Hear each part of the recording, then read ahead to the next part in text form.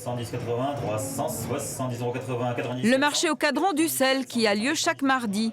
Ici, éleveurs et gestionnaires du lieu sont très satisfaits de cette mesure qui entre en vigueur vendredi.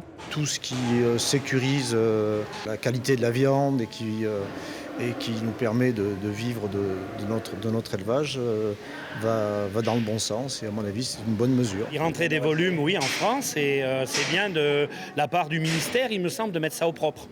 Des volumes de viande aux antibiotiques de croissance venant d'Amérique du Nord ou du Sud arrivaient bien en France et même en Limousin.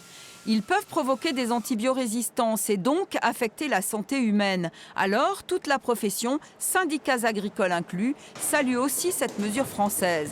Parmi eux, l'ancien président de la Fédération nationale bovine, le Corrézien Pierre Chevalier. C'est une excellente chose pour la santé du consommateur français et pour les distorsions de concurrence que subissaient les éleveurs français. À partir du 22 avril, des contrôles extrêmement rigoureux vont être appliqués chez les industriels, chez les distributeurs et qu'en conséquence, ils auront en charge d'effectuer eux-mêmes des contrôles sur les approvisionnements qu'ils effectuent de viande en provenance des pays tiers.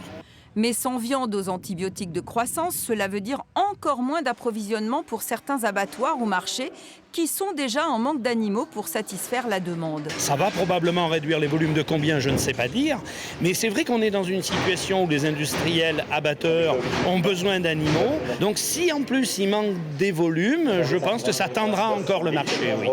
À Ussel, pas de souci d'approvisionnement, mais les animaux se vendent déjà 150 à 180 € de plus que l'an dernier.